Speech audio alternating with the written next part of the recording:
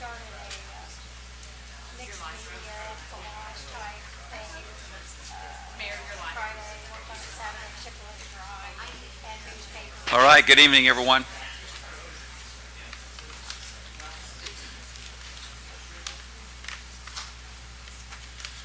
Good evening, and while our clerk treasurer is preparing a sign-in sheet for the public hearing we'll have in a little bit, we'll go ahead and get started. Welcome to tonight's council meeting. Today is Tuesday, May the 20th. We are streaming the City of Madison council meeting live on our YouTube channel, plus archiving it there. We have a great agenda for tonight. We'll begin by inviting those to stand with us in the Lord's Prayer, followed by the Pledge of Allegiance. Thank you.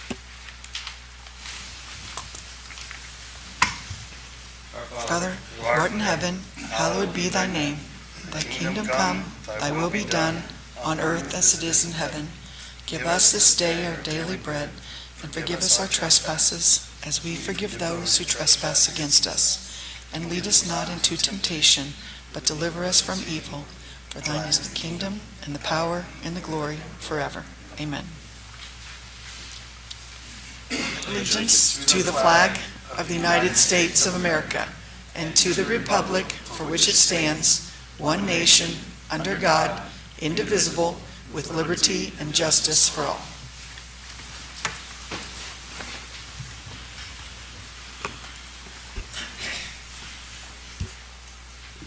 Roll call. Clerk, may we have a roll call? Patrick Tevenow. Here. Carla Krebs. Here. Lucy DeTillo is absent. Josh Schaefer. Here. Joel Storm. Here. Jim Bartlett is absent. Josh Wilbur. Here. Our TV's wigging out up there, maybe. Thank you. Council, have you had an opportunity to review the minutes from May the 6th? If so, we'll entertain a motion to approve. I'll make the motion to approve the minutes. I'll second. Any discussion? Hearing none, all in favor, please say aye. Aye. Any opposed? Thank you. All right, well, we have a couple of proclamations to read celebrating the month of May. I'd like to begin with the proclamation recognizing Mental Health Month.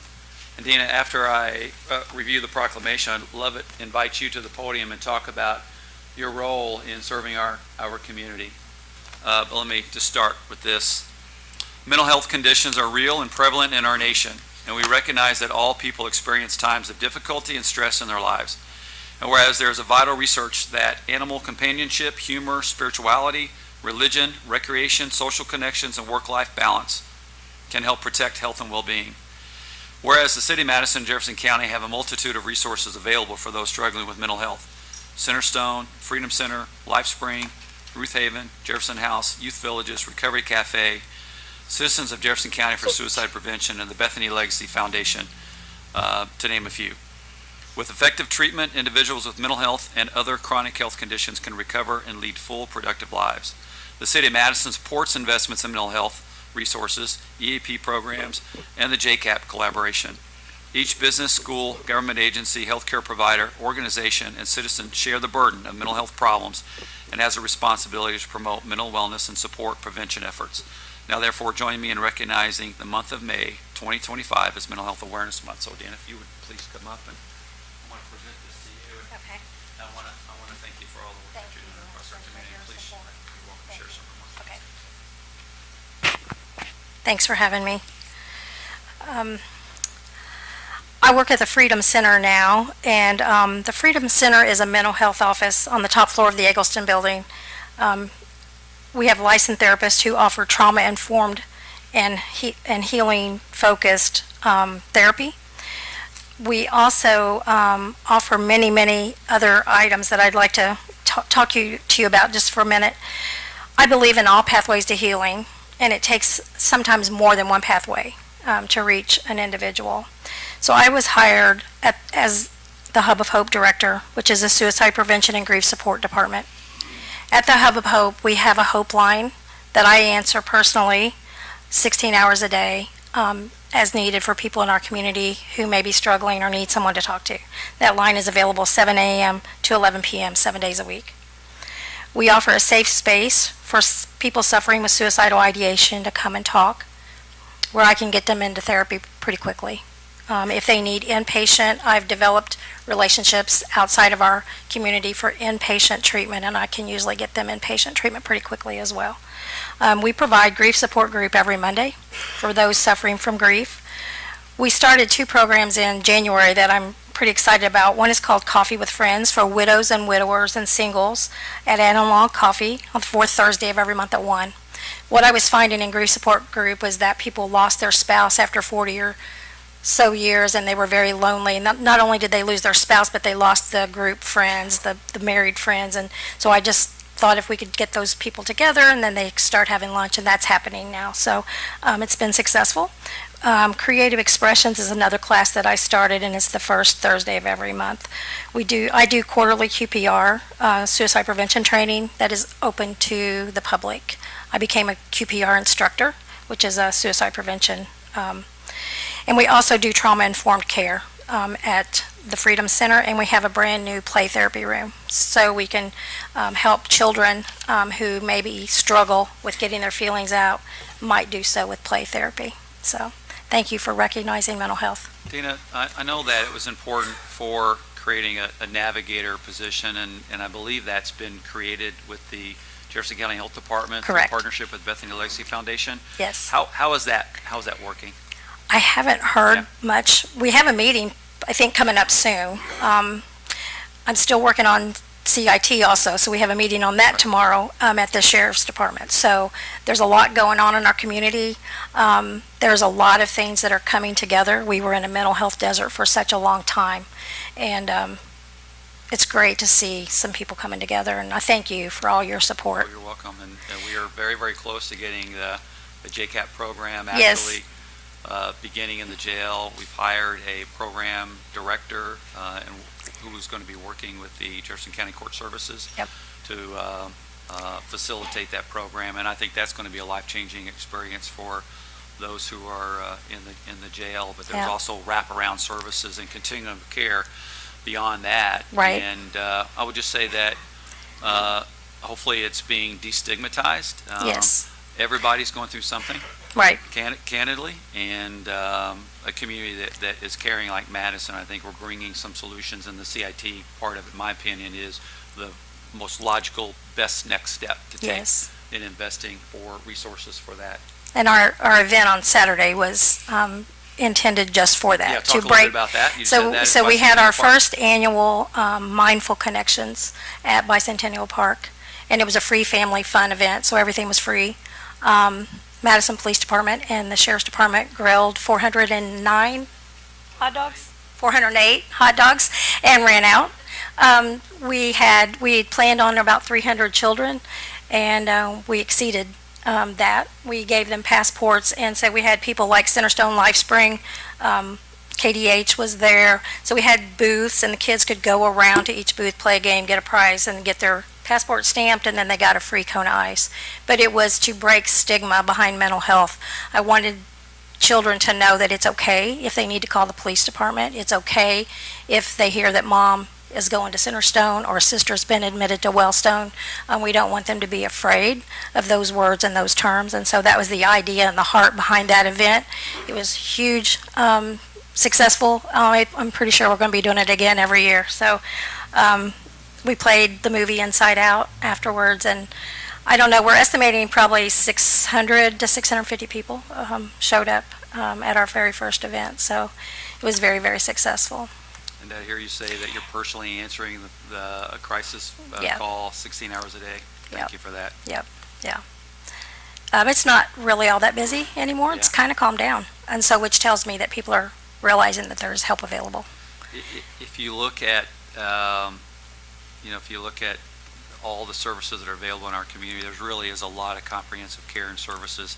Some of the challenge has been finding them, getting transportation, Right. getting someone to help navigate through all of the different providers Yeah. that might be out there, and City of Madison works with Freedom Center directly as well for Yes. mental health assistance with our police department. Exactly.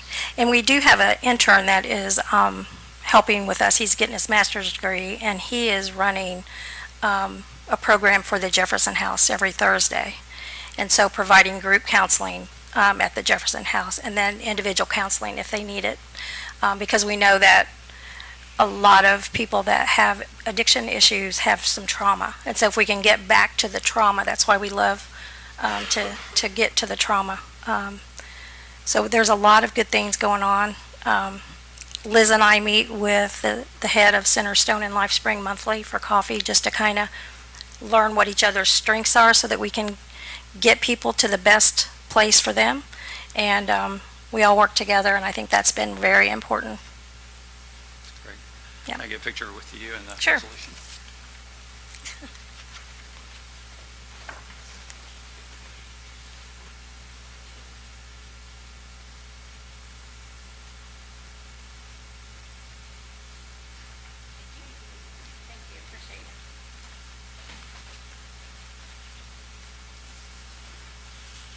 Okay, I think our clerk treasurer is,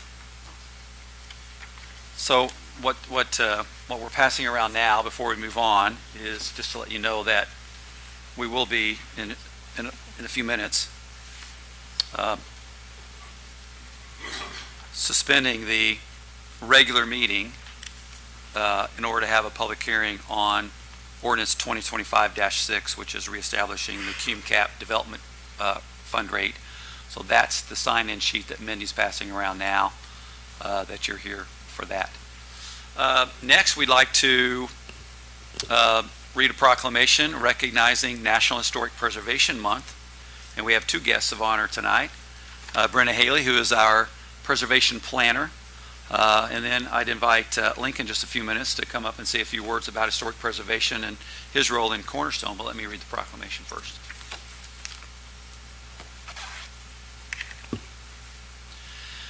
On June the 8th, 1906, President Theodore Roosevelt signed into law the Antiquities Act, giving the U.S. President the authority to create national monuments from public lands to protect significant natural, cultural, or scientific features.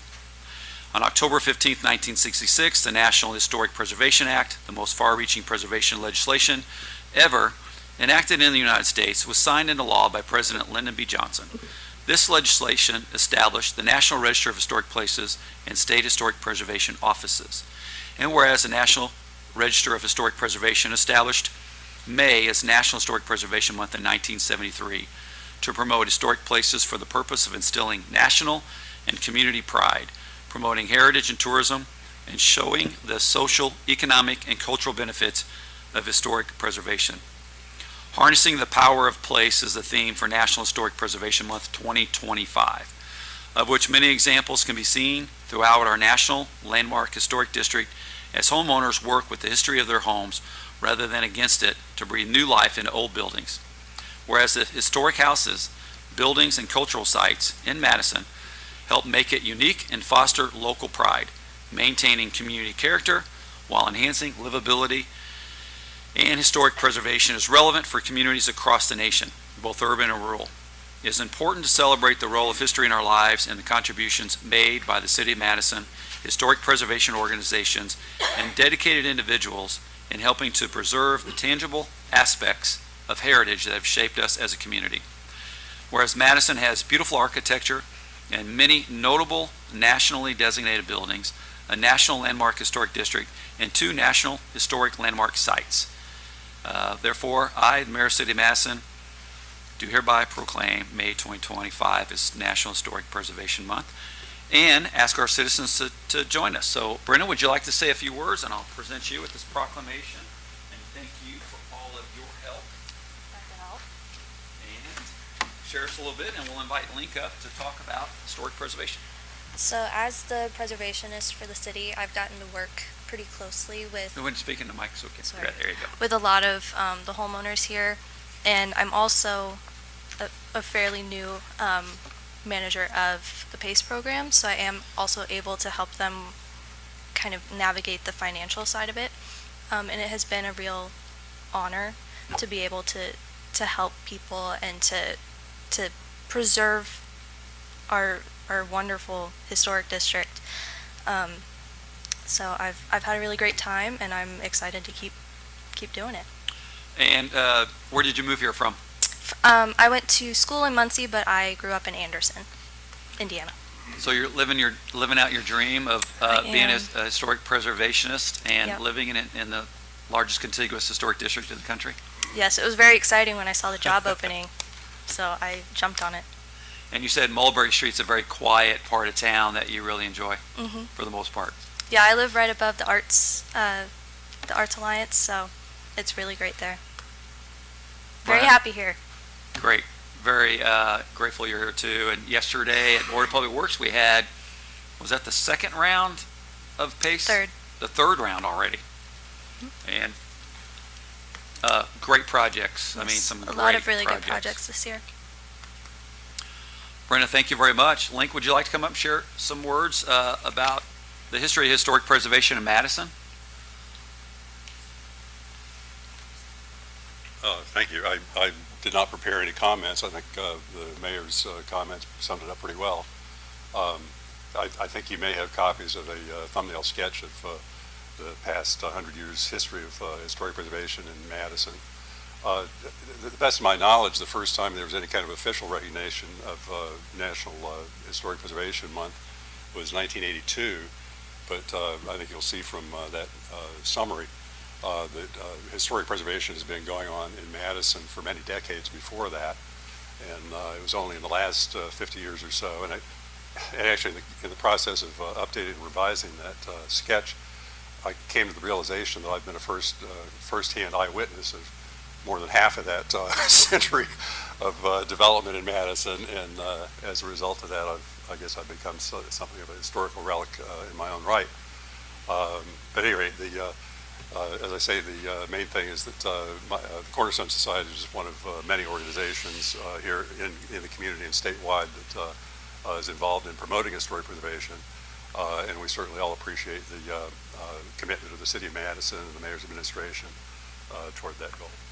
Thanks. Link, where did you move here from, or how long have you lived in Madison?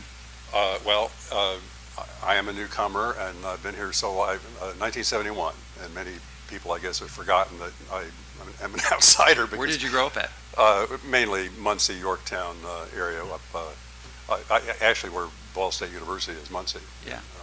I went to Hanover College as soon as we moved here, but then did graduate work in historic preservation back at Ball State. So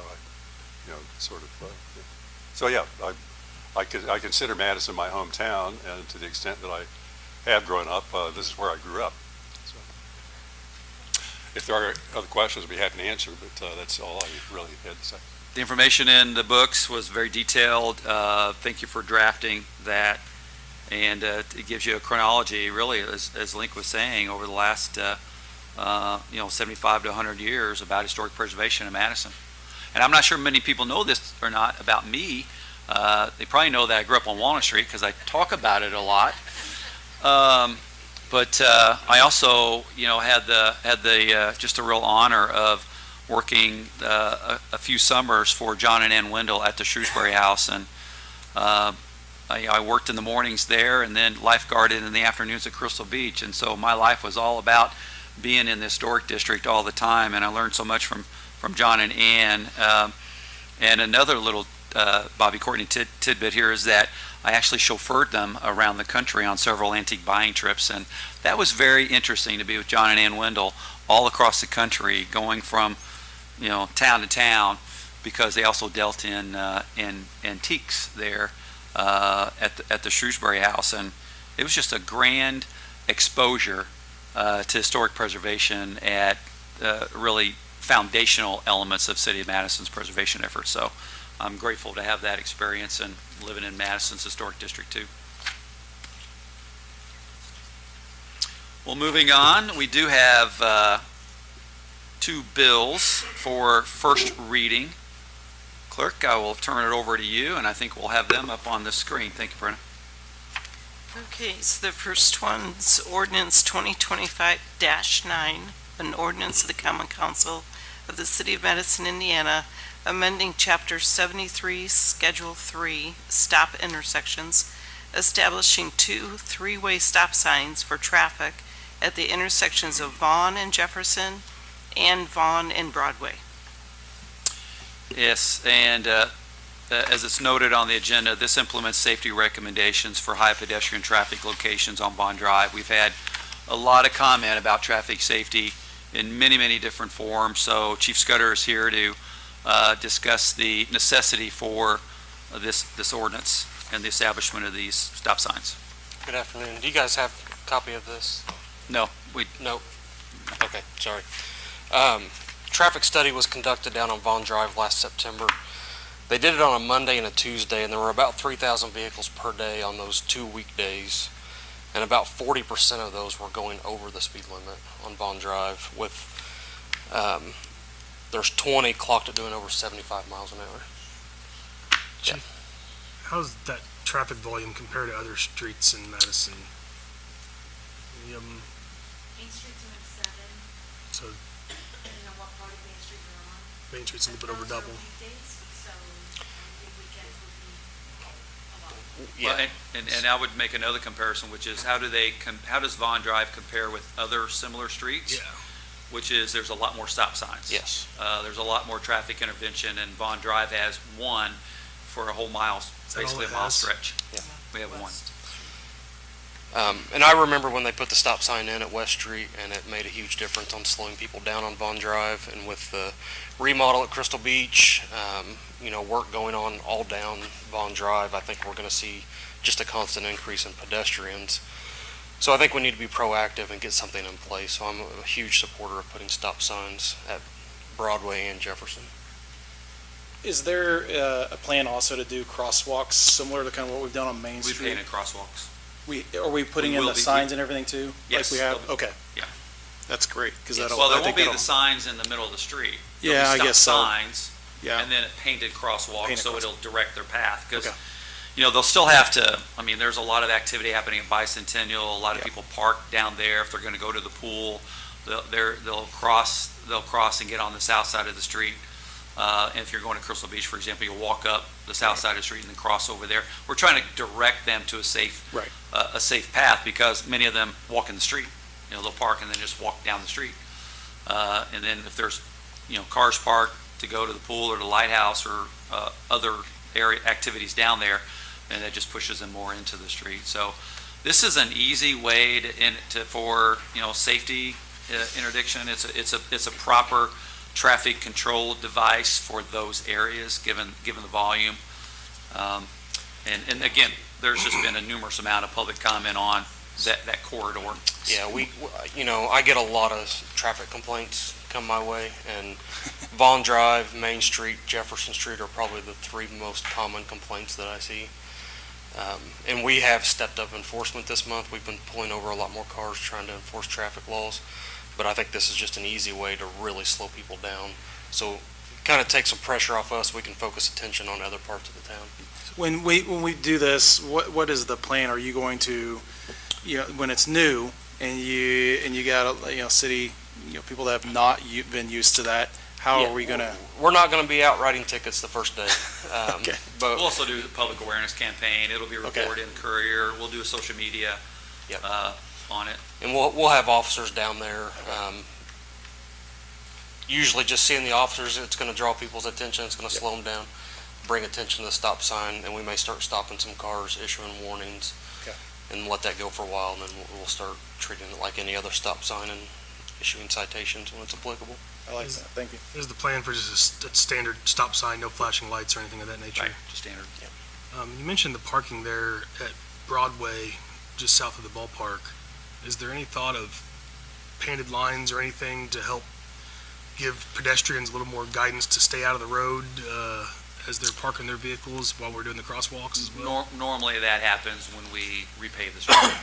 Yeah. Okay. And we just did it for the parking lot just south of the Ohio River Legacy Park. So there isn't any plans to do anything else on Broadway Street.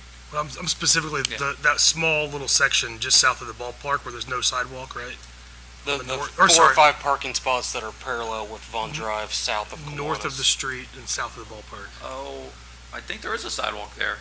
Mm-mm. You talking about right by the basketball courts? No, No. by the baseball field. By By the Kiwanis. Kiwanis. Oh, that area. That little stretch. We do not want people to walk down there. So no, we're not going to be painting saying here. You're saying, should we hash that to make sure that it's designated parking? What we're focused on right now is getting the crosswalk over to the south side and then a crosswalk back over to the pool area.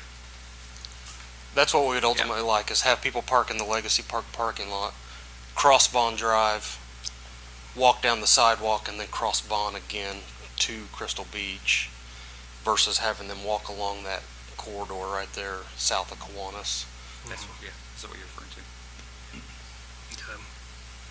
I think the goal is not to consume more parking spots than we already do by turning that into like a sidewalk. Yeah, I was just thinking whether we should make it more clear to those people parking that they should not be stepping out into the street, that they will get hit by some passing vehicle. Oh, so you're just saying put like a fog line or Yeah. a white line along Vaughn Drive? Just that little section They're potentially. gonna park there and walk across the street to the restaurant. I mean, I don't think they're gonna park there and then walk up to the corner. I think they're just gonna go, these are adults who are driving, so hopefully they can responsibly get across the street. You would hope. Yeah. So I would, This is first reading, so, and I don't know when introduce it to you. if the back- anybody has any support. interest in suspending the rules and moving this to a second Well, reading. let's see if council has any Okay. remarks, and then we'll also open it up to the audience for comments before we go to that part of it, Chief, if that's okay. Yeah, I move that we spend. Well, can we, Oh, I'm sorry. before I go to, I'm public not the only comment. one trying to It's all jump right. ahead. Well, let's, is there anybody who would like to make a comment to council and the mayor's office with regard to the establishment of these 2 three-way stop signs? If anybody would like to make a remark, please come to the podium and state your name and address. And this is in regards to ordinance 2025-9. Guess I should move this down. Yeah. Hi, my name is Melissa Gaith. I live at 130 Mulberry Street. And, I think putting the stop signs in is a great idea. I just want to know what's going to be done to make sure that people are stopping. I've mentioned this before. At the intersection that I live at, we have people constantly running the stop signs, and they have been there forever. And since the DG Mart went in, traffic has increased, and so has the amount of people that run those stop signs on a daily basis. Lighting is poor at night.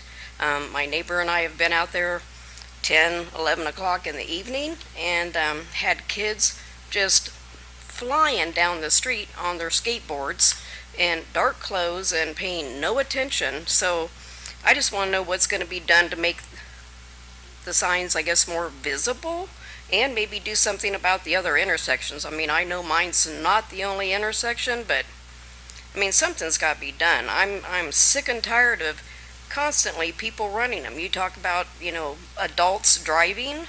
Well, it's not just adults, it's the kids. It's people in the golf carts. Last week I called the police because I was outside doing yard work, and there were 5 golf carts in tandem that went coming down Mulberry from Maine, headed to the river. Not a one of them stopped. And it's ridiculous. We have elderly people out there, people walking their dogs, we have children, and it's just, nothing's being done about it as far as I can tell. So I think those stop signs are a good idea, but that's just, I want to know what's going to be done to make people actually stop. Well, I'll invite the chief to address your specific question. I'll mention this, which is, there's a driver behind the wheel of a car, right, who is, whatever state of mind that person's in, is making the choice to run these stop signs or travel too fast or be distracted. It is, in my opinion, the most chronic problem we have citywide. And the question is, how do you get them to stop? We try to put barriers in their way with regard to, hey, here's a stop sign, slow down. We try to design roads to make people slow down. We try to calm traffic to make people slow down. And then the last, and honestly the most ineffective thing to do, is to rely on only depend on the police to stop a bad behavior with someone behind the wheel. So we're taking incremental steps in all of those, but there isn't, unfortunately, one method that solves this chronic problem. And I'll let the chief address the stepped-up enforcement on traffic laws because it's been substantial recently. That's how we do it, which is you got to throw a bunch of things in there and also, ask the community to be responsible. Well, That's the bottom line. I've asked before about having maybe a flashing light there because people tend to stop more at those, or putting in not huge vehicle damaging speed bumps, but just something, a gradual one to get some people to stop. But Another thing that we have to do, which is a problem, right? We've got maintenance to do. We have a lot of faded stop bars at our intersections.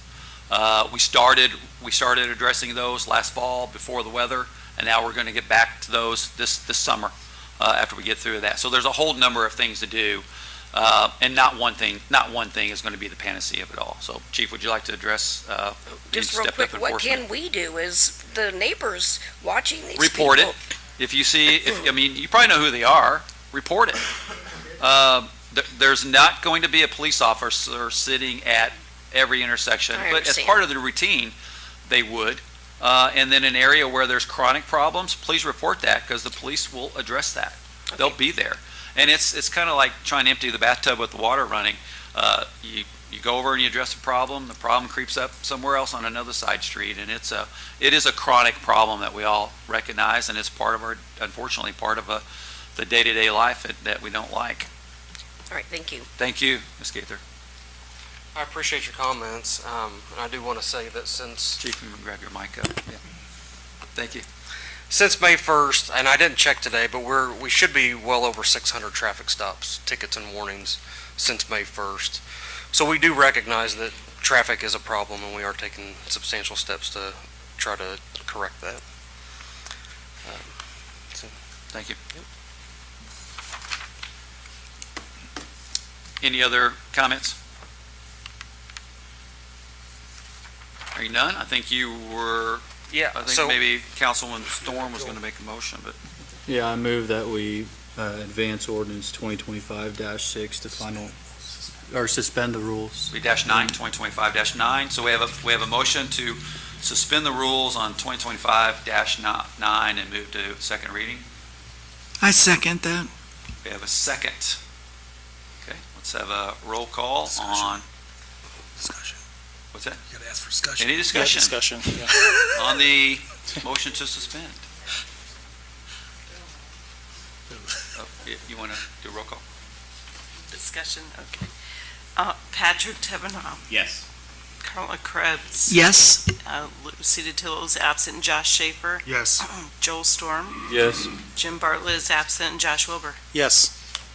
Thank you. Now we move to second reading of ordinance 2025-9. Any additional discussion on 2025-9? Any comments or questions from the audience on ordinance 2025-9? Ms. Coker, we do have a person we have a couple people. Please come to the podium. Just as we said on the first reading, please state your name and address, please. My name is Pam Coker. I live at 2812 Springwood Drive. You may have already covered this. My question is, if we have video of someone running a stop sign and we turn it into the police department, can the police give them a fine? Well, Chief, if you wouldn't mind responding to that. If we can have their license plate number and a good description of the vehicle, it's a possibility. But a lot of times when we get video, you get a vague picture of the car, but you can't really zoom in on the license plate. Okay, So- okay. People post it on Facebook and they're not turning it into the police department, so, Yeah. thank you. Thank you, Ms. Coker, for your statement and the statement of the fact that, it's great to report these things to police because it also collects a statistic, right, on where a problem might be occurring. So I know there's a lot of social media activity happens, but I can tell you we're not monitoring social media to go out and do an enforcement action. I keep Yeah. telling people to report it, not to Facebook, but to the police Yes, department. thank Okay, you. Thank you.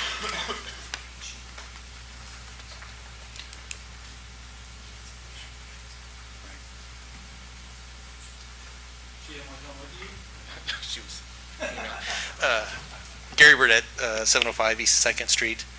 The stop signs are a good idea.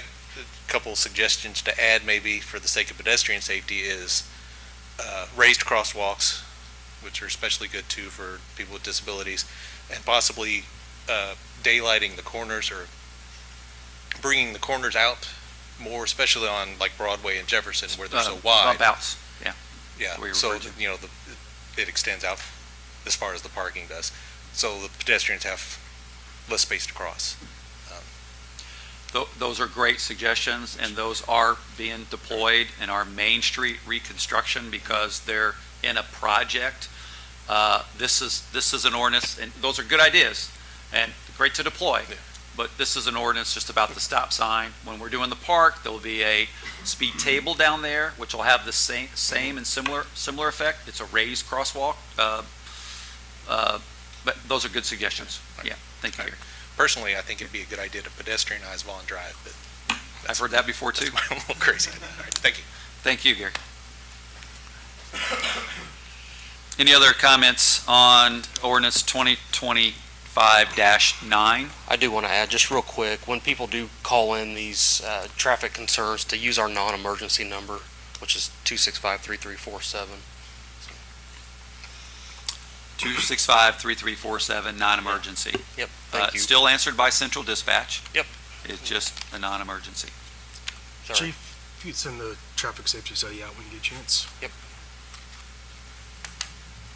Hearing none, clerk, may we have a roll call? No, we don't need to. Second reading. Great. Okay, Patrick Tavanel. Yes.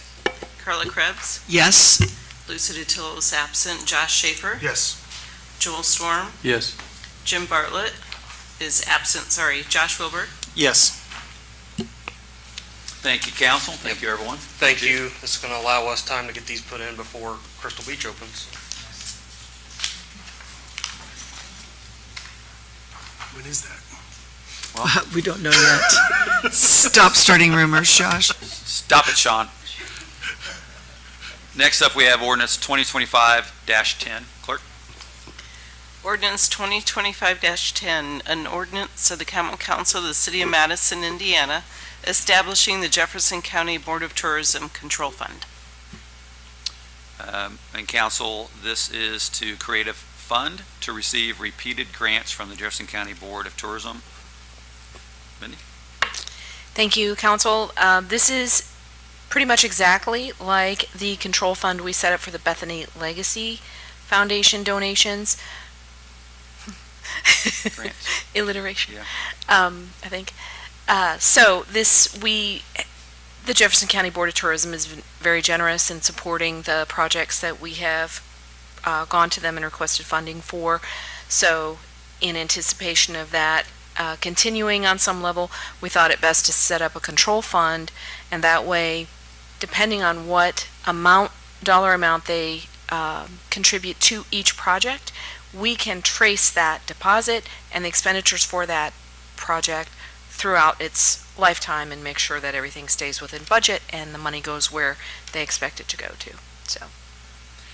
I'll just add, we have an upcoming grant from them for event safety. So we'll be installing bollards around the Broadway area because there's lots of events there, and we've been focusing a lot on, eliminating vehicular threat to our events. That's a real challenge because of the big footprint we have in downtown Madison and just how many events are held throughout our community. Just yesterday in Board of Public Works, we approved 9 street closures or street closures for 9 events, and over the span of the year, we'll have probably 50 or more.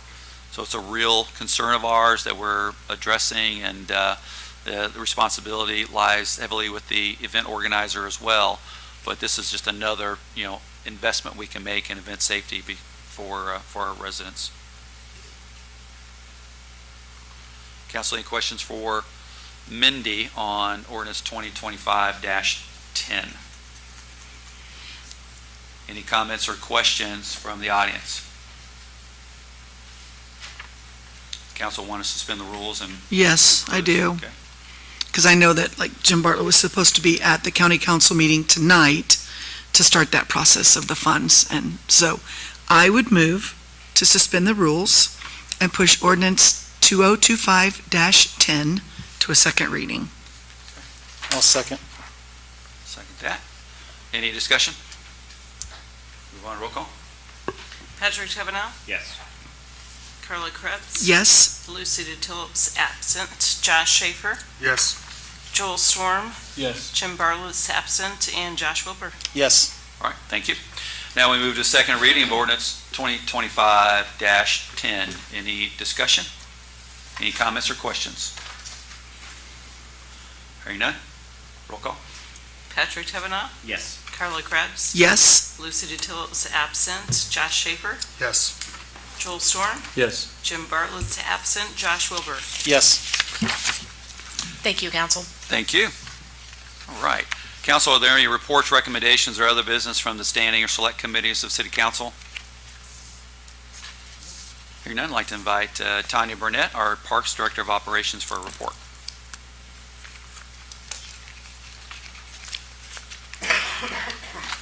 Good evening. I've got your report up there for you to glance through, and I'll just read through it quickly. Personnel section, we have a new Football League Director, which is Tyler Mack, and there is a bio there. I'm not going to read all of that to you guys tonight, but he will be the Football League Director this fall. The cheerleading coach is Olivia Davis. And then we've hired about 65 seasonal employees for Crystal Beach. That includes lifeguards, concession workers, and front desk workers. Programming, baseball, softball kicked off Wednesday, May 14th, and had a great turnout. We hosted Trimble County, and the fields looked great. Football, cheerleading registration forms were dropped off at schools this week. Crystal Beach swim lessons and water fitness programmings begin June 9th. Crystal Beach season passes and water fitness passes are available on rec.us/Madison. Adult wellness classes returned to Hunter Hall this week on Monday. We had a great turnout for that. Everybody was back and glad that it was open. Day camps begin June 2nd. We have cheer camp, pickleball camp, science camp, and dance camp. There's a few updates there from the seniors. In April, they made May baskets, about 70 baskets that were passed around town May 1st to residents and nursing homes. There's a blind and low vision support group that meets at the senior center that continues to grow. They meet the first Wednesday of the month. The next meeting is June 4th at 11 a.m. That group is also partnered with the senior center in Carroll County. They have a group that come over, so it was a much needed support group that was not here before.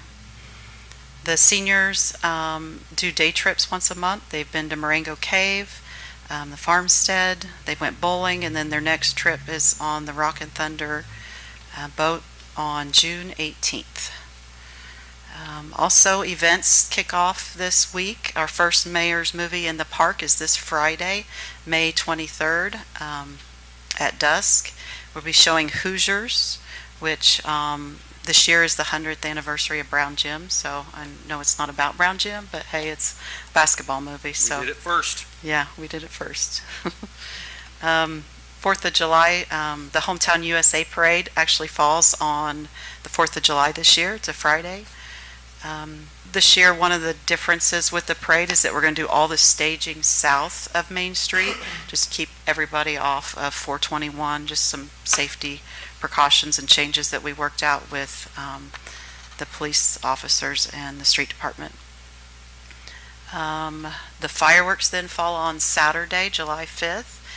We're still looking for sponsors if anybody's interested. And then I will go back to the parade. If you want to register to be in the parade, you go to madisonin.gov/parade. And then on to Sunrise. They've had a very busy kickoff to the season other than the days it was raining, which you all know in April there were a lot of rain days.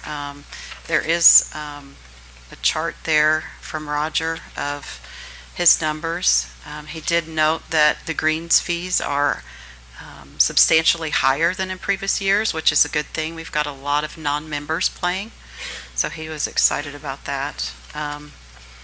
And then Christian will give you more updates on the grounds. He's going to come up and share after I finish. And then facility-wise, been a lot of work done on our facilities along the river, the campground, Crystal Beach, Hargan Matthews.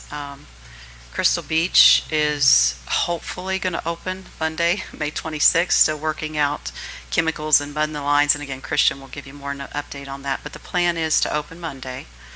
The campground will reopen this Friday, May 23rd for Memorial Day weekend. And then Hargan Matthews remains closed. There's still some work to be done there. The turf had to be torn out. Christian will give you more updates on that. But the programming and the events and everything at Sunrise has still been happening, which, considering the amount of damage we had with the flood, is pretty amazing. Just want to thank Christian. He's carried a lot of the weight of getting our facilities back in order that the rest of the team can operate and run these programs and events, and also the other departments within the city that have helped. The sewer department has been a big help with equipment and all that. Street department. The street department, yeah, and I'll let Christian speak more to that. Any questions for me? I have a couple. Tanya, well, first, I want to say thank you. This is a good report, and it's nice to see things are really moving and continuing to move. With the Sunrise, I noticed, of course, you have the 6 complete rainout days. Do we know how many rainout days in April were in 2024? Oh, gosh. The only reason I ask, if I don't if I have just a- say there was none, then that means really we've made about 3,000 more a day than we did, or $300 more dollars a day than we did in April last year. So that means we are up. But if there were rain out days, then we may be almost on par with last year. So Christian would be able to answer that better than me. Who's their mom? yeah, so that would be helpful to make the comparison, just because it just helps to know, okay, are we doing better, or are we just really kind of staying more even, which isn't always bad either. You're not going down, which is good. So I just wanted to get your Sorry, I things. can't It's answer okay. that. So the percentages here in the first column, are those percentages of the total year that's expected? Mm, Trying to think the math makes sense on those, and I'm not figuring it out. Do you know? Roger does a lot of things year over year, so that would be the only way. I would correct you, to reach out to you.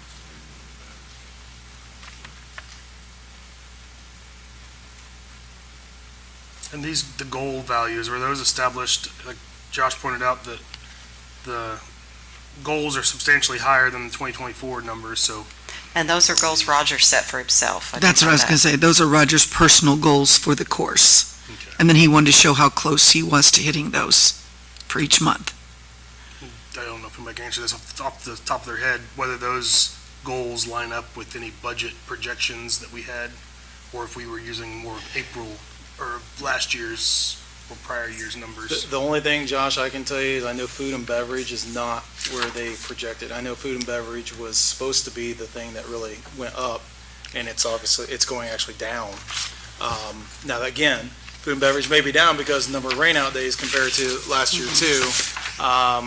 And, you talk about, having to postpone some invitationals, or if you got big events and you're not hosting those because of a rain day, then of course your food and beverage might be down too. But without having that, we're kind of, making generalizations on things. So. I want to say his rain days were close to 10. It was like 9, 10, or 11 rain days where absolutely no golf was played Last year.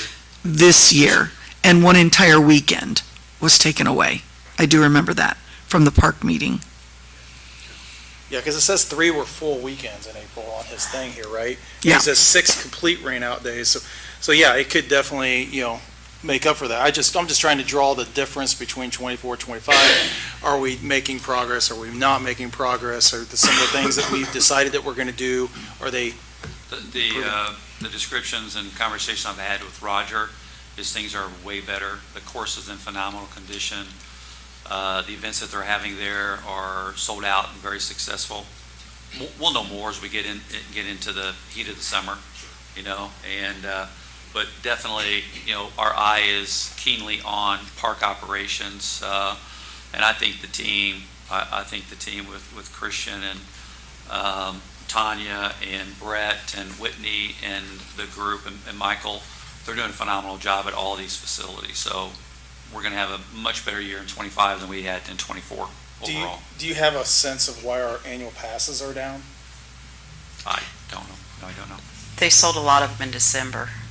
Okay, so those don't show up on this report. We're not No. getting a year-to-date. That would It would be nice if you can, in the future, to have like a year-to-date for some of this, so that we can, not just a month, but just, what, we got the month and then have year-to-date numbers.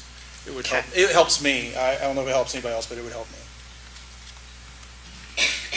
Because then we could say, okay, yeah, they got those in December, and you could actually throw those in, saying, hey, we had so much in December of last year, even though it's not year-to-date this year.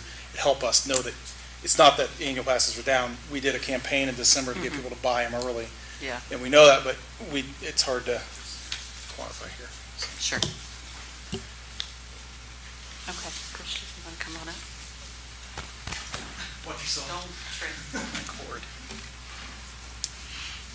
Hi, everyone. Good evening. It was easier for me just to come and speak than to tell Tanya everything. She knows what's going on, but it's just, I can answer her questions a little bit better. So I'll kind of work my way through the park system. And I encourage, to answer your last question, I encourage if you would like to attend either the park board or the golf board meeting, and you can get a better feel. Roger goes very in depth with his spreadsheets through our golf board meeting. So if you want to attend sometime, we'd welcome. Stop by and he can explain a little bit better. I'll start on the riverfront of the campground. Campground is scheduled to open this Friday. We've basically peeled it all the way down to pavement level, resodded. It has been resealed and painted and striped. We have Linda, our office park secretary, has contacted the people that we had to cancel, and we've got very good retention. We're looking really good for Memorial Day weekend. So the campground is ready to go. We've got a couple little things to tidy up. The pedestal's back up, and that's scheduled for this week. Bathrooms are all ready, clean, everything's ready to go. So the campground is ready for Memorial Day weekend. Hargan Matthews was extensive work this past week done on that. Thank you to the street department for their help on that. There was a lot of give and take about what to do and what to get it right. It was not insured. There was a lot of extensive damage done to it. The turf was actually floating above.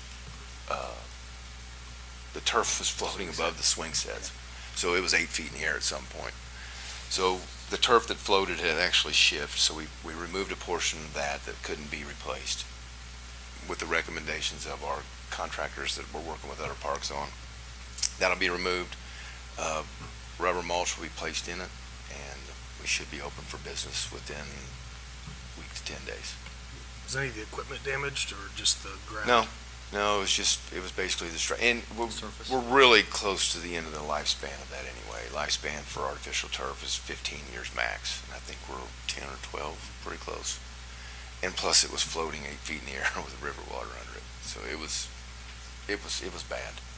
Structural wise, as far as fence, playground equipment, there was no damage to any of that. That's all been clean. It's ready to go. It didn't shift or anything underneath because of the soft ground region? No, in the front of the park, we were able to, when you walk into the gate, we were able to save all that turf area there. All of the fall zone underneath the equipment itself is all still there. We're going back to specs. You have to have a certain amount of depth of mulch for fall zones. We're good with that. We'll do a little tidying up. We're going to move some picnic tables around, but it'll be back to good as new. Working our way down to Crystal Beach. I'm sure that's on everybody's mind, and it's been on my mind too. It's come along great. We made great strides in the last couple of days. Tomorrow, we plan to chlorinate. We've got clean water flowing. We've got filtrations running for the last probably 72 hours. Our numbers are all good. They're matching to where they need to be, so we can proceed to keep getting it ready to open. The thing that's going to be kind of the wild card, that I certainly have never gone through a flood in a pool. Spears Corporation has never gone through anything like this, so it's just every day is a little different story. the plan is to chlorinate tomorrow. I'd like to take samples on Thursday, get them away. It's a bacteria test. That's the whole wild card. And there's nothing we can do about that. We're at the mercy of the process of the pool. If we were to jump in too early, add chemicals, it could take us back a month. And basically, we'd have to drain the pool, clean it again, pressure wash it, and go back up. So with Bob's guidance, we just cautiously keep treading into it, and we're really, really close. How's your filters holding up with it? Because that's one of your big areas of concern when you talk about bacteria getting caught in your filter, because it's so, it just regenerates. This pool system is amazing. It's amazing. I'm going there when I get done here to do a media change is what it's called. So it's basically a back flush to get new media in it. It'll run completely overnight again. And we've been lowering pH. We've been doing all the things that need to be done to get this to where we're at right now, to be able to start chlorinating in the morning. A couple things to mention that you said, but it might not have rung true, is that we did bring in the company that built the pool to take us through this process of, because we know there was a lot of mud and yuck in the pipes from the flood. So they have been here for, since last Saturday with us, step by step, showing us how to do this. At this point, though, have we turned on any of the water features, like the water that goes down the slide or comes out of the splash pad? That's tomorrow morning. Okay, and could that also delay us as far as that we won't see more mud coming out of those areas? We may, but we'll vacuum it. I mean, that's where we're at now. Mud came from everywhere. Right. That was the thing about it. I knew it would. We just didn't know how much and where. And it really, honestly, it wasn't as bad as I anticipated. So we're ahead a little bit on that. But now, what it could be is compared to what it was, I'm not that worried about it. Plus, everything there was way above. We've got water circulating all through the system right now to where it's clean. So I don't think so. Well, okay. I'll know more. That's what I wanted to leave. I'm optimistic, but I'll know way more in 48 hours. And if we turn our water in on Thursday, it is possible for us to get results and be open on Monday? It's possible.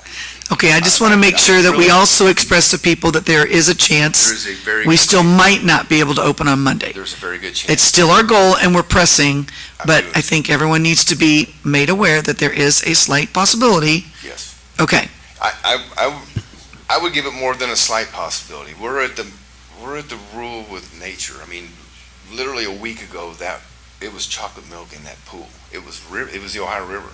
And now it's clean. I can see the bottom. I can see everything. It's just that bacteria level, and it's got to be safe to where we put it in. So, we had kicked around a couple of weeks difference. I don't think it's going to be that. If it's anything, it's going to be days. It's not an extended amount. And if Memorial Day wouldn't have landed a week early, we would have been good. And really, when it comes to it, Monday is opening day. The kids are back in school Tuesday, Wednesday, Thursday. So I'm hoping, yes. thank you. Christian, as you're going through this cleaning process, I don't know if you've got any thoughts on what could have been done differently or better in the system, or if there's any changes we could make to make it better for flood proofing, or There is no way to stop that river. there's nothing that we could have done differently or better. We did. We spent days hauling pumps out of the basement. Well, not just you guys, but in our design of our pool system, is there anything that could be different or better to, because it will happen again. It might not be for It will 10 happen years, again. 20 years, It whatever. will happen again. And I'm not enough of a pool expert I don't see any feasible way to stop what happened. And to stand there, I watched it happen. It was at 4:30 on Friday afternoon. The water came up and it came around from the back. And it goes to the Lanier home, and it comes around the back, and it comes behind Mr. Morgan's house, and it comes over the sidewalk, and it's right in the pool. And then it all starts to just swallow it up.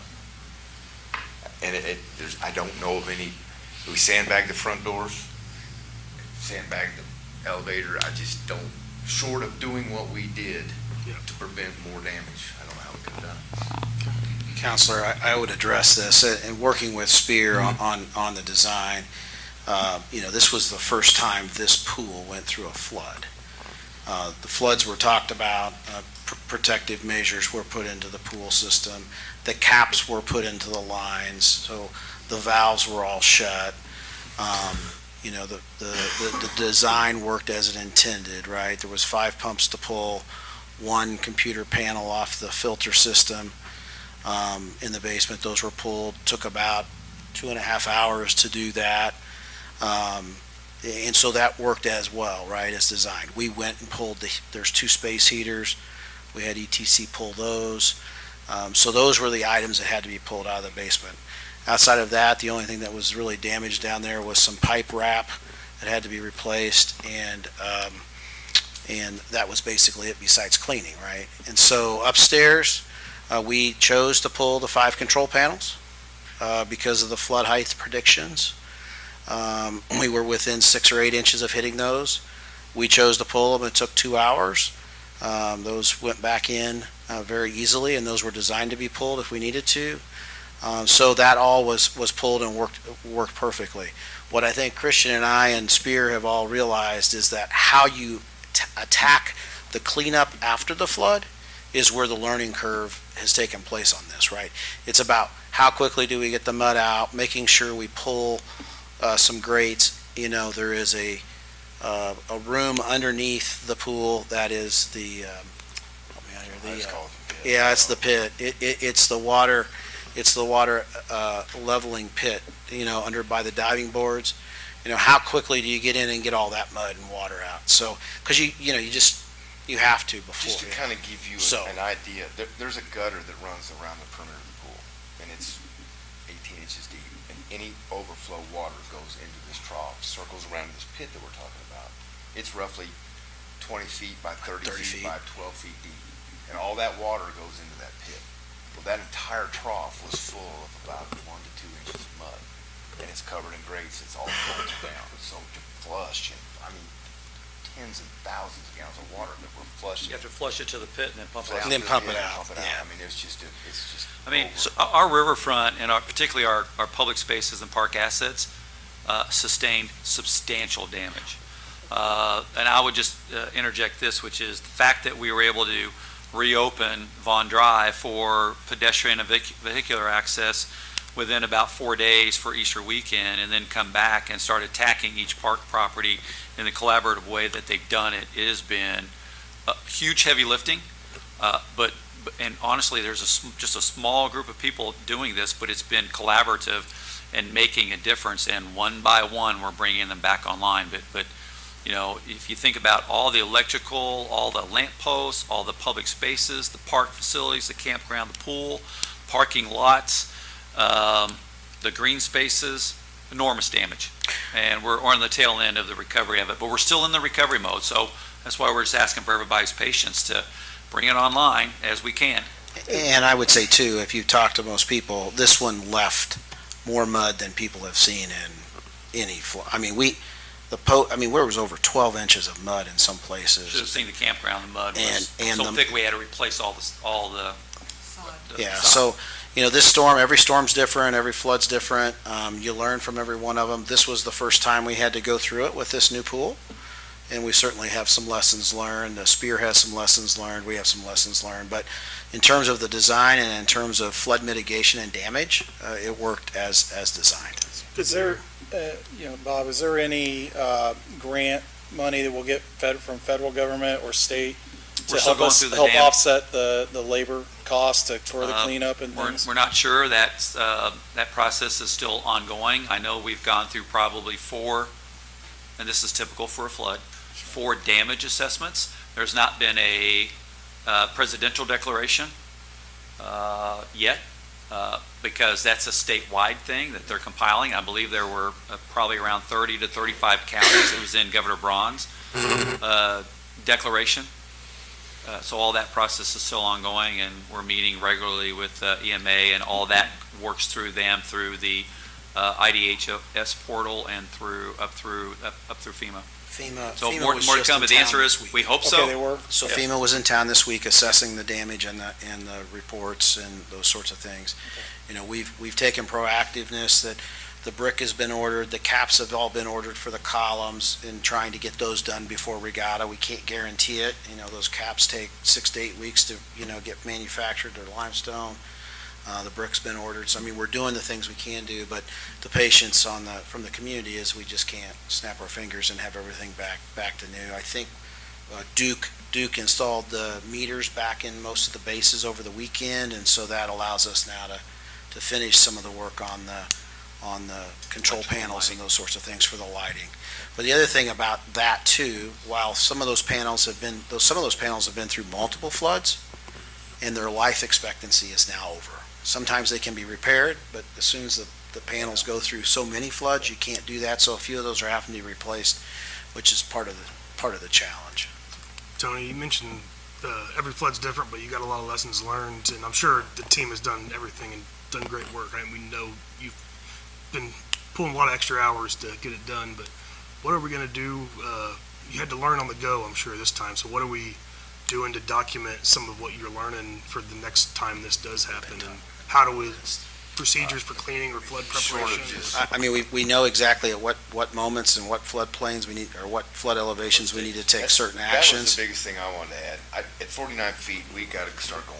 Yeah. We know when and what to expect now, and when it's going to go. If it's projected at 53, we know we got to get stuff out. So do you guys, is it possible to develop some SOPs in order to kind of have that standard? And then to Josh's point, we can get some after action reviews from that, see what's feasible, and just kind of enhance Sound that. like you've done a few. Something on paper, on a computer that someone can look at if you retire in 15 years and we have another flood. Well, 20 years. You're like, I know you've got it up here, but do we have it written down somewhere so that the next person? We've talked not just in the parks, but as far as Citywide. we need, Right. we all need to sit down once this is over and jot it. Yeah. And that leads to a good conversation, I think, writ large, if we had that capability through a lot of, the departments. It would help with transparency, it would help with just understanding, conveying that to the public, and then probably even organization, because rapid deployment, we know how to get these people to fall in quick.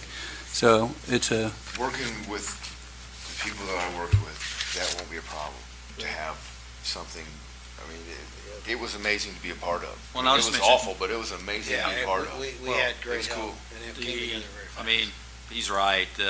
There is a multi-hazard mitigation plan that the city of Madison, Jefferson County, Town of Hanover, and Jefferson County MA has adopted. So that kind of puts everything in action, led by the Jefferson County EMA. And then on the ground here, our teams, all our department heads, and Chief DeVries, they did a phenomenal job on the coordination of the recovery aspect of it once we got it. And of course, during the event, we were out doing all kinds of repairs, mudslides, 24-hour flood watch. Nobody was sleeping that week. This was a really, really severe storm that, again, here we are weeks later and we're still recovering from it. But there was lessons learned, and there is a multi-hazard disaster mitigation plan that we've all adopted, but still more takeaways, and I think an SOP on some of these very specific preparation and recovery, because we were preparing for the flood ahead of it, which had enormous benefit to us. Yeah. And then there was the response during it, which it was all hands on deck, everybody was out. And then now it's the recovery, and it started out with a surge approach. Then it's waning down as we're getting to each individual facility. So I think the city, and working with the MA and all the department heads, fire departments, they've done a really great job on an area that was so severely more damaged than I've seen for the city. And that certainly wasn't to discount all the hard work by any No, but means. It is great. I just, But you're right. You're an expert at this, that the preparation and training will have more successful outcomes than just reacting. And once you You're live right, through yeah. something, you learn from that, right? So we hope not to make those mistakes again, if there were any. I'm not sure there were, but we want to maybe react to them differently, or react to the situation differently, is the way I would say. It's like the gutters, right? Both Spear and everybody said, hey, that'll flush it through the filters. And it was like, well, it'll flush it through the filters with normal debris, but not, in some places, the gutters had way too much. Fish. fish. I mean, we had snakes in Crystal Beach. I mean, all sorts of stuff. So, I mean, it was a very They're all interesting gone now. learning experience. It's They're going all to be safe gone. when you All get in the snakes- pool. I promise. All the snakes are gone. The good, things like the elevator, for example. I mean, we did the right procedures, sent it to the top floor. When it was designed, most of the electronics were all up high. There was some door sensors that had to be replaced. The elevator doors had to go through a mitigation process. All the steel that was wet had to go through all that. But outside, the elevator, but you're working with a national company that, took a couple, 3 weeks to get response here, to get them to review it, to elevate it, to certify it. So it took time. We got Hunter Hall back open again for this weekend for graduations, again, trying to push the important dates we could, and so far we've been successful, and I think, Crystal Beach will be as bright and shining as last year here in a few days, so. Christian, I'm sure it's down the list a little bit, but the Kiwanis Park fence was pretty well mangled, wasn't it? Yes. Yeah, It's down the list. it's down But the it's on the list. list. It is on the. Well, it's not just the fence, right? Even the wall, The whole- at this point, the concrete the whole wall is field. buckling. The Yeah. whole field. Substantial damage on Kiwanis. The whole field needs attention, and it will get it, but it's after the pool, after the campground, and that's next on the list. Actually, John Paul Park's next. That's kind of what I talk about. We're starting, I don't know if it's church, but both leagues are going to be playing downtown, and John Paul at the end of the month. Everything's ready to go. I just need to get some equipment down there and tidy it up a little bit, and we're ready to go there, so don't worry about John Paul. But Kiwanis is next, and we need to, it's on the list. I don't know how else better to say Figure out a that. plan. Christian, you've been a great facilities director, and he has lived on this riverfront, getting these park assets back. And on the We hill. want everybody to get back to normal, and we want the kids back at Hargan Matthews. And what was that? And on the hill. And on the hill. There's two of him. We actually cloned him so that we could get even more I'll out say of him. Rucker, No, Rucker has been in great Sunrise, shape. I was going to report a little bit of Sunrise and Rucker. Rucker opening night the other night, it was awesome. It was great to see kids back and watch a bunch of little kids sing the national anthem and opening night, Acapella. ball game. I mean, it was cool. My last opening day was my days at Hammer College, and I always enjoyed opening day, but this one was better. It was awesome to see kids back playing Rucker, and it's just going to continue to get better. I mean, Christian, that was- I think the fields up there have been looking really good. I appreciate how good they've been looking. thank you. We got a lot more to do, but I appreciate it. For, And we really. we have some long-term We do, maintenance stuff. we do, but and it's a special place in my heart, and I'll get to that a little bit more here in a minute, because there's something I want to address, but Sunrise is rocking, it's good. We had some issues with equipment, grass got a little long, I know everybody complained about the rough, but it's coming. We've got some things figured They out. call it rough for a reason. I've got 30 acres of fairways. Yeah. I don't understand what the problem is. We want to use the whole course. We you use know. the whole course. And it's May. I mean, if it's not green right now, we've got a problem. So that'll work its way through. I haven't had any major issues except for some equipment, but irrigation seems to be working pretty good right now. Spray patterns are good, and just from someone that's there every day and sees how play goes in my short time there, it is shifting. We got a lot of people from out of town playing. We got a lot of people that are renting carts. I don't know the numbers right off the top of my head. I know our non-member play is up. And you can see it. There's a lot of people on the golf course. We had a chamber scramble last week, and there was 36 teams. There was 2 teams per hole. I used to play golf scrambles all the time. We haven't had that in years. Roger's doing an awesome job. He's getting people there. I'd like to thank the sewer department and Rebecca and her team for helping me at Crystal Beach. Chris and his team at the street department for helping me at Hargan Matthews. Dave Patterson's helped me immensely at the campground. I'd like to thank a few people for that. And all my team's been great. I appreciate them. And one last thing I'd like to say, talking about Rucker and just the Parks Department, is we recently had a passing of Gary Van Wy, and I love that man. He was one of my first coaches. He was one of my first football coaches, and to the last time I saw him a couple of months ago, we told each other we loved each other. He's just a great human being that was great for the city of Madison. I wouldn't be what I am today if it wasn't for guys like Gary Van Watt. And that's why I'm so passionate about trying to get Rucker and all this back, is so these kids today have somebody like Gary Van Watt. I'm going to miss him tremendously. And he was just a great guy. And I'm glad we have something named after him. So, Gary spent a good part of his life at Rucker, 30 years in it was coaching. my entire managed the leagues. time of growing up, he was involved in Madison athletics, and I can't say enough about him. Any questions for Christian? And please keep Gary's family in your prayers. Christian, keep up good work, pal. Thank you. All right, moving on, we will suspend. We will recess the regular meeting and now call to order a public hearing regarding ordinance 2025-6, which is the reestablishing the cumulative capital development rate, sponsored by Councilman Schaefer. There was a sign-in sheet that circulated, and Mindy has that. We'll make sure we get that to our clerk treasurer. So for those. Thank you. What's that? I just Oh, yeah. Just a little bit of background. Mindy, were you going to talk about this or be prepared? What's that?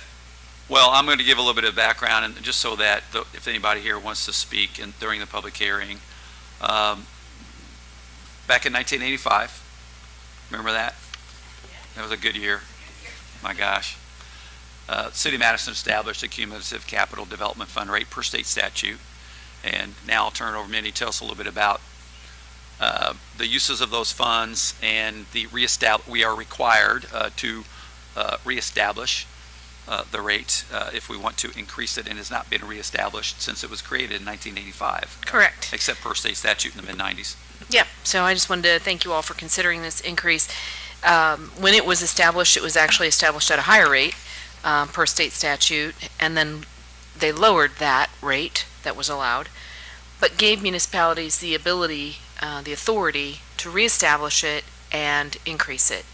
So we have collected it. I think it's a minimum requirement of 3 years. If you've collected it for 3 years, you can increase it. We just never did. It's like a lot of the things rate-wise in the city, it never was increased from 1985. So we are requesting that we use these funds. It's pretty broad, the uses that you can do with this fund, and we budget our own fund, the CCD fund, but it is mainly used for infrastructure, capital investments, beautification, and this would, increasing the rate, would give us almost another $100,000 toward that fund. Right now, we budget around $48,000 a year, so it would give us almost another $100,000 to put in that annually. That would allow us to increase investments in infrastructure and the things that we use this fund for. Facilities. So Yeah. I know you said facilities and infrastructure. May I just stop for a second? Here's how I'd like to do this. I wanted Mindy to give an overview of that fund and how it's utilized. Then this is a public hearing, so I was going to maybe invite the community if they would like to make a statement or comment about it. Then we finish the public hearing and then go to the second reading. And then that's when I'd like, council to have whatever back and forth you want to have, if that's okay. And I think that will kind of help us navigate getting through the public hearing and then getting back to the second reading. Anybody here would like to make a comment or a statement with regards to ordinance 2025-6 with regard to the reestablishing the cum cap development fund? Seeing none, we'll close the public hearing and move to second reading. Councilman Wilbur? Yeah, it's a quick question, really, because we have on here that it's for the purposes of, to protect the public health, welfare, safety, emergency situations. So are some of these funds going to go to, some, like the fire department, police department? No. So that would not be a part of this, even though? It's got very broad purposes. Because you can. You can. Okay. But there's public safety funds designated Sure. for police, fire, and public safety things. So what we had talked about when we introduced this is using these incremental proceeds for two. I want to make 2 points. One is Governor Braun's revenue cuts to the city are going to total approximately $500,000 or more each year. So we're already, as we go through this next budgeting cycle soon, we're already starting at a pretty significant deficit as compared to last year. Sure. But we do need these CCDF funds increased because we have a lot of fixed assets and facilities in particular that have been neglected and lots of deferred maintenance on them. And this is an area where we want to designate funds to start dealing with issues in City Hall or issues at the street department. It's not a lot of money relative to the millions of dollars of investments that we have to make across the city in our street sidewalks, facilities. And then add that to the fact that, you know, we're also starting at a deficit because of Braun's tax cuts. So relative to public safety, there's another bucket of money that's utilized for public safety. Sure, I just Yeah. was reading section 5 here, and it says you can You utilize the funds It has pretty broad uses. for that at your discretion, right? It's so, Yes. I just Yes. wondered if, okay. I would say two other things as well. One is there's uncertainty with the new state budget in terms of infrastructure funding as well. And so this is a fund that we do put infrastructure dollars in. So it helps us secure that unknown that we don't know how we're going to be affected infrastructure dollar wise. CCMG program, not sure how that's going to, what that's going to look like. So, Given the broadness of some of the scope, obviously, are there ways for us to kind of hunker down and kind of visualize that for reporting purposes, and so we can have some control measures over that? absolutely, and I think that's going to happen across the board on the budget this year, because we're not going to have a choice than to do that. The other thing I was going to mention on this is we are trying to shift, and have been for several years, trying to shift operational dollars, make sure those are in the tax levy. That's operational. The capital investments to other funds where we can fund those kinds of capital projects from. It's real skinny. Over the years, things were put operationally in those places. So moving them back into the tax levy is difficult. We make changes every year.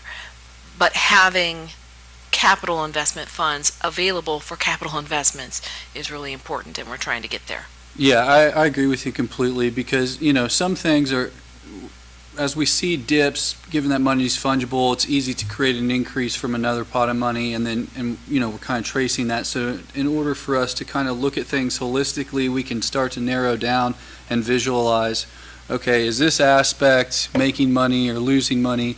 Or is it something we want to contribute to? How much? I think that will allow us to move rather quick while being transparent in our decision-making process, which I think will be a boon for the city financially. So I look forward to that. Yeah, and just to expand on your point, so this ordinance establishes the max rate.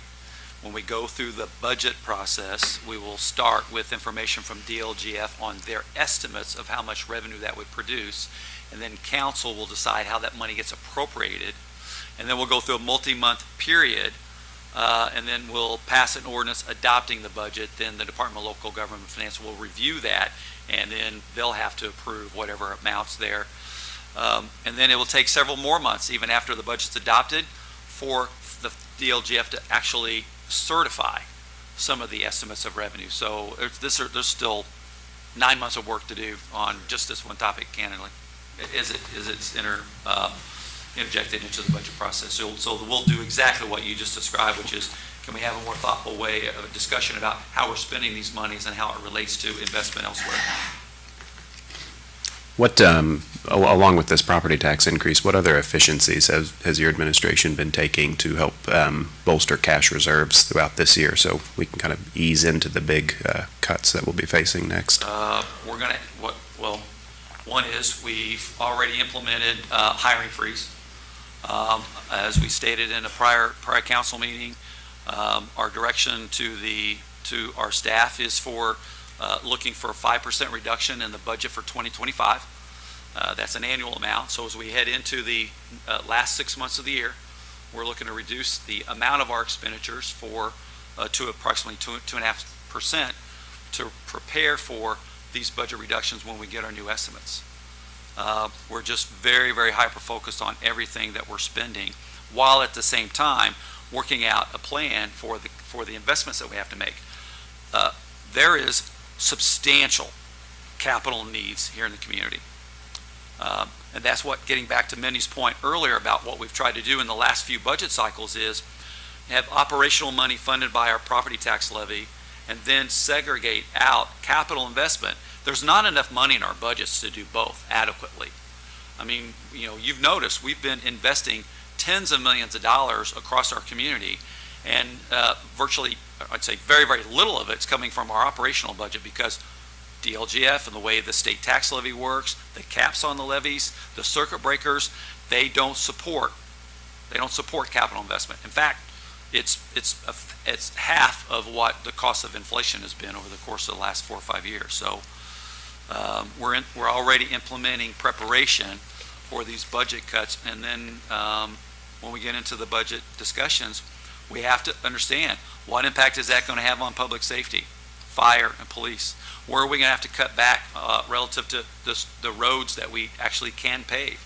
There's so much uncertainty over road funding, over our operational budget. There were cuts in public health. There's property tax levy caps at 4% before the circuit breaker. Next year is going to be a very, very lean year, but I'm confident we'll manage through it, but we will have to make some tough decisions. And there's still a tremendous amount of investments to just catch up on what we've deferred for 20 years. I would also add, I didn't know if Councilman Schaefer was going to mention this, but he took a look at, in terms of the tax increase, how that would affect city residents, and I think just really quickly analysis of it showed 70% of the people in the city are already at the tax cap. Yeah, so there was no impact. So looking at the data that the county was able to provide for the household, so for single-family owner-occupied houses, which have a tax cap of 1%, about a little over 70% of those parcels, those households, are already at the 1% tax cap and won't see another bit of tax to their tax bill. Right. Thank you for doing that, by the way, and sharing it. I just want to make one other statement, since we've been talking a lot about budget, and that is, we're not going to solve this budget problem with just cuts, right? By design, I mean, this has been by design, it's going to come with it new revenue raises, right? So by design, there was a property tax cut, and then they'll say, let's shift that over to a local income tax. There's going to be new fees and taxes that'll have to be raised, doing it prudently, to be able to deliver the essential services and deal with the property tax reductions. That's going to have a pretty dramatic effect on our revenue. That's only going to get worse after 2028. So we have a lot of tough decisions to make. I think the city provides great value for the services and the fees, but we're going to have to explore everything. Nothing is off the table when we get into this 2026 budget cycle, because we're talking about laying the groundwork for the next decade, essentially, because of the tremendous amount of capital investment we have to make for infrastructure, facilities, utilities, roads, parks. There's dramatic investment still needed in parks. All those things are important. We just got to get to a happy medium to where it balances it out with a revenue and an expense proposition. I'm glad you mentioned the revenue portion too, because not everything is simply an expenditure. I mean, as we pay these things out, they are. However, if the city reimagines what we can do with small business and how we can move the community to generate that revenue, it's not expressed in taxable dollars necessarily from the individual user, and it can create a lot of movement with the cash flows. So that's something I'm excited about and leaning into. How do we propel small business one way or another in order to be a little more self-contained with our revenue cycle and kind of have a little more control over that?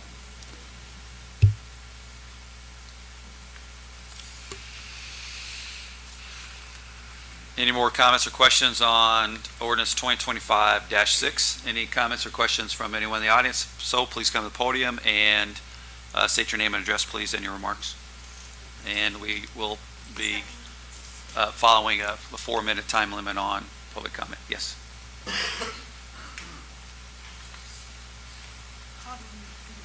This is in regards to ordinance 2025-6. Uh-huh. It's on. It's on. You hear me? Okay, gotcha. I was wondering if this proposed lack of funds in the We need future. your name and address, please. Sorry. Deanna Shelley, 120 Wall. Thank you. Yes.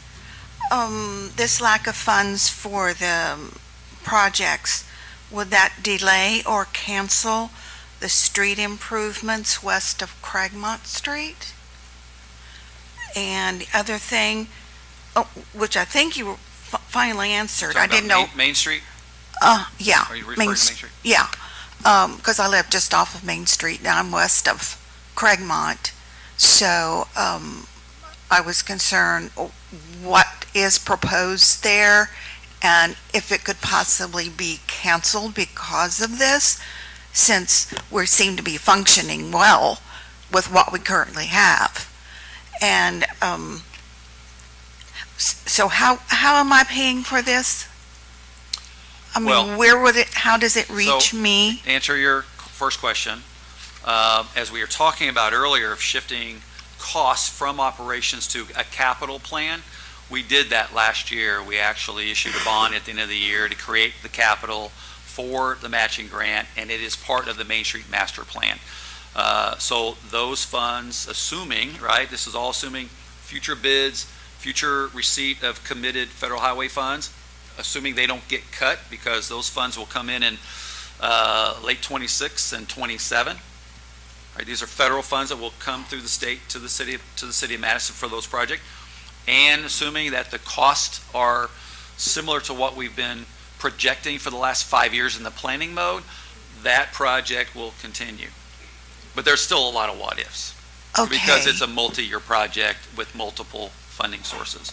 And there will be an opportunity to comment on proposed changes in that West District?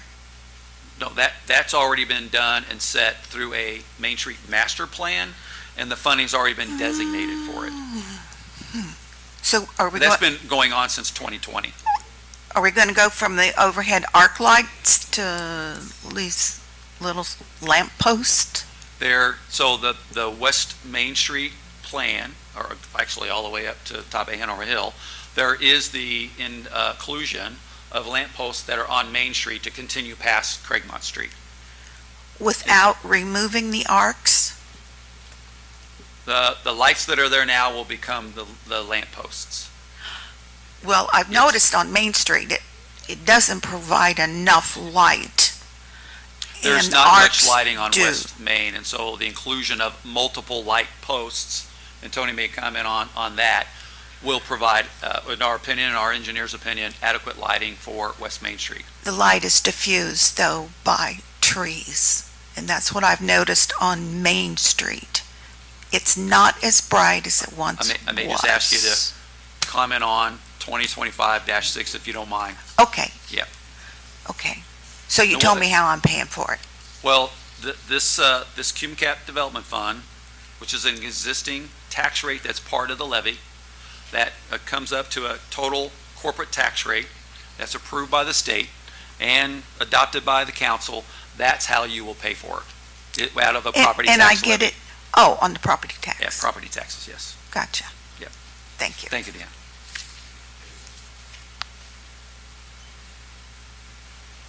Any other comments on 2025-6? Council, anything else? Move to a roll call vote, please.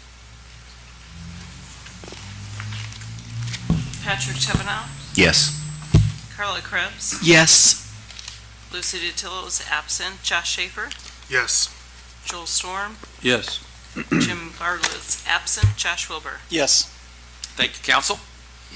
Moving on, turn it over to President Krebs. Miss Mindy, do you have a clipboard for me? I certainly will in about Just a reminder, this is the Back there. part of the meeting where you have 4 minutes if you would like to come up and address the council. Sandy Palmer, would you like to come to the podium? Thank you for all you do. No. Thank you, ma'am. And Ms. Shelley, would you like to come again, or did you get to ask all of your questions? If it's focused on just that, is that right? This is the part where you can ask any question you want. This is the public comment section. Can I comment on what's been going on, the proposed? Yes, you can.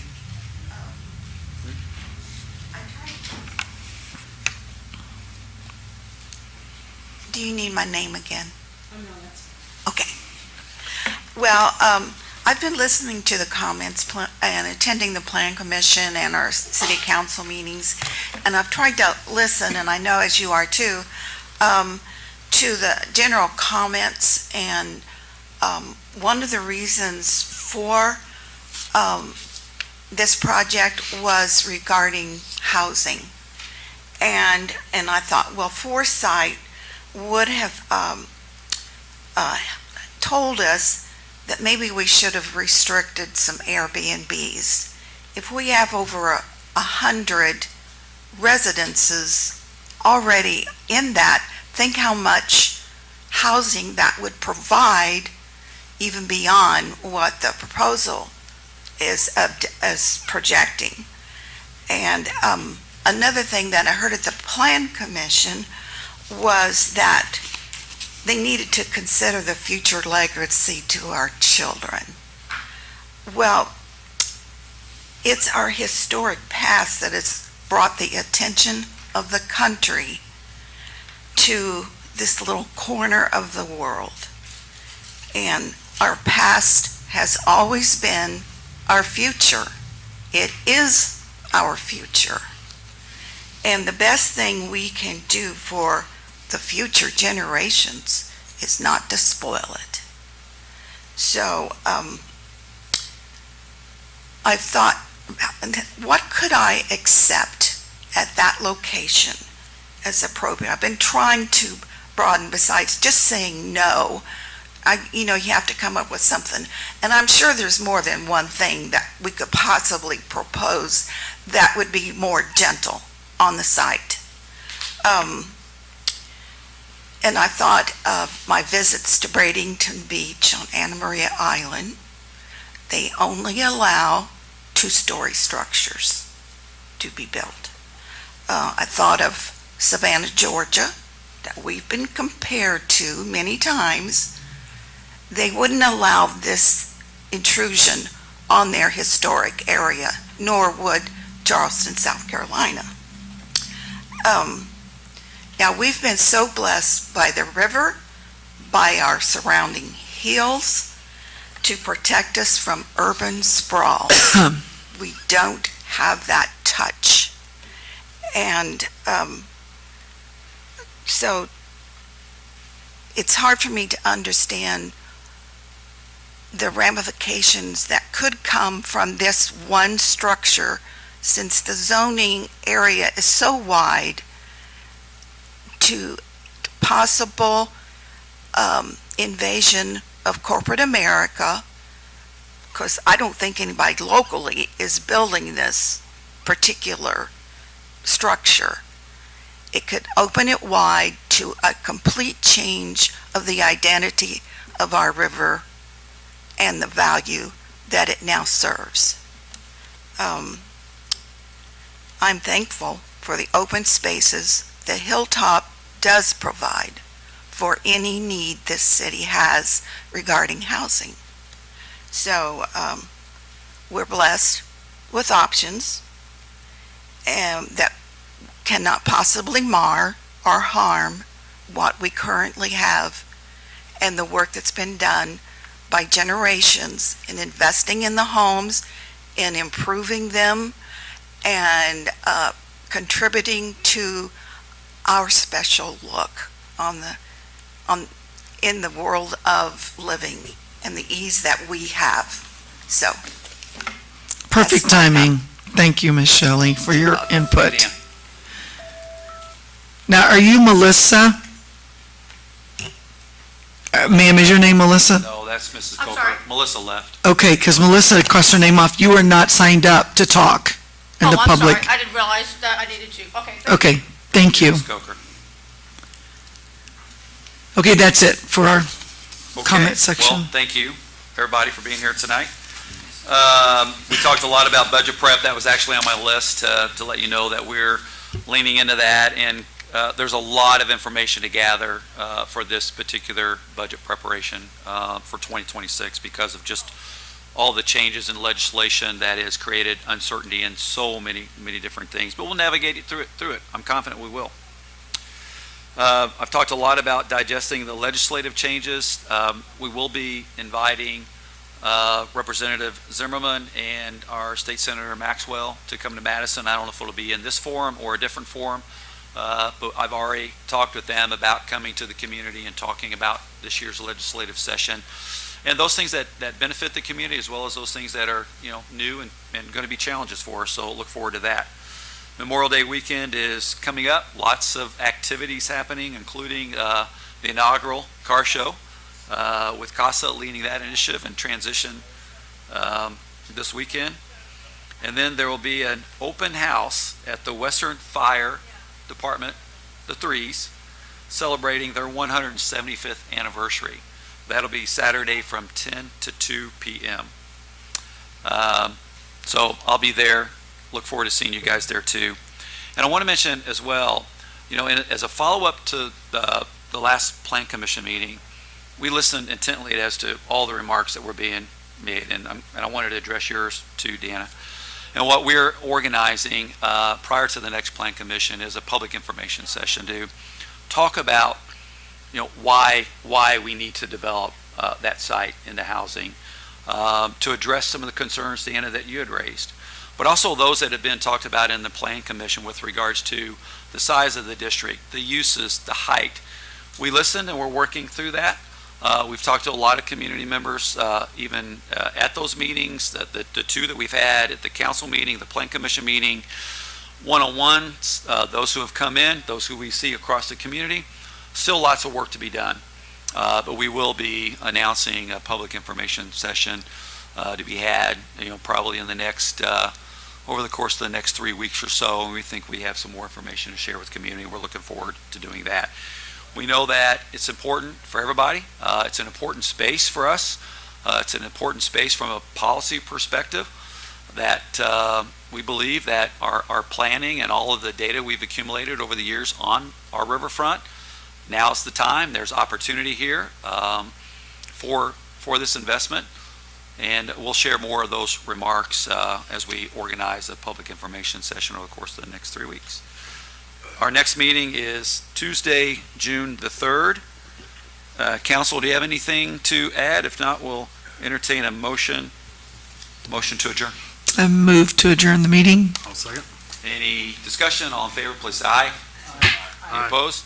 Thanks everybody for being here tonight. Deanna, thank you.